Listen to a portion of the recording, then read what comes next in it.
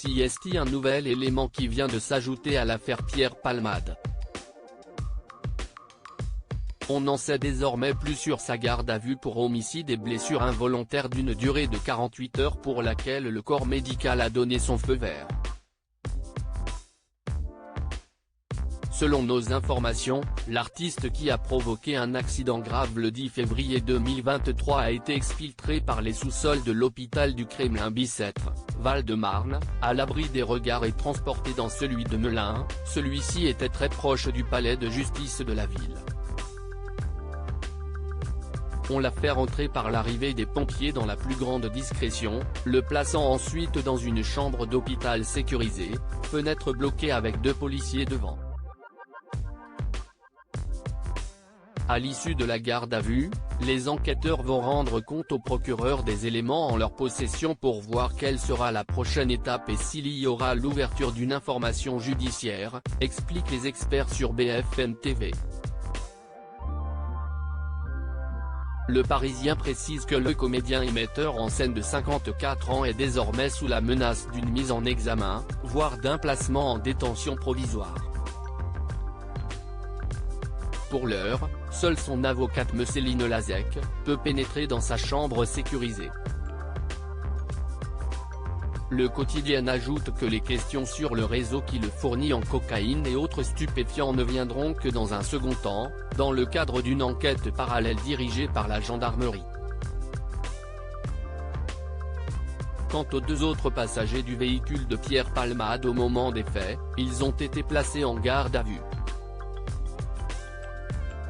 Une tragédie familiale pour rappel, l'humoriste était à bord de sa voiture le vendredi 10 février, sur la D372 au niveau de Villiers-en-Bière dans le sud de la Seine-et-Marne, avant de percuter une Renault Mégane.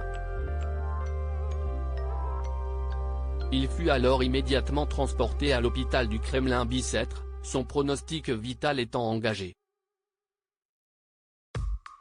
Mais il va beaucoup mieux depuis.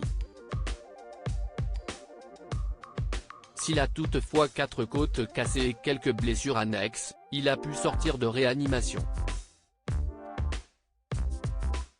Alors qu'il était sous l'emprise de cocaïne au moment de l'accident, il a causé la mort d'un bébé qui se trouvait dans le ventre de sa maman, une jeune femme de 27 ans qui était à bord, en tant que passagère, du véhicule percuté par l'humoriste.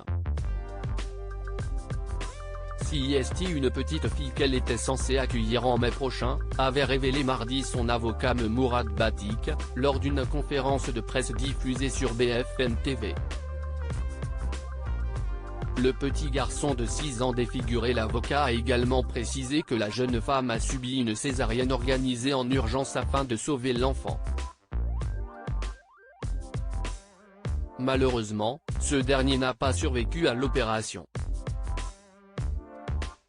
Il serait toutefois né vivant, ce qui n'arrange pas les affaires de Pierre Palmade, puisqu'il pourrait être condamné pour homicide involontaire. À bord de cette voiture se trouvait également un homme de 38 ans. CIST, lui qui conduisait le véhicule.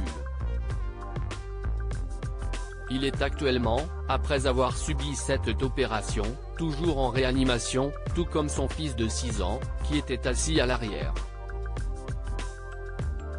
Ce dernier est défiguré. Il a la mâchoire fracturée, a détaillé Mourad Batik, qui défend également le père et son fils. Pierre Palmade s'est excusé pour ce qu'il s'est passé, a révélé sa sœur. Mais ces excuses sont jugées comme inaudibles par les proches des victimes, d'après l'avocat.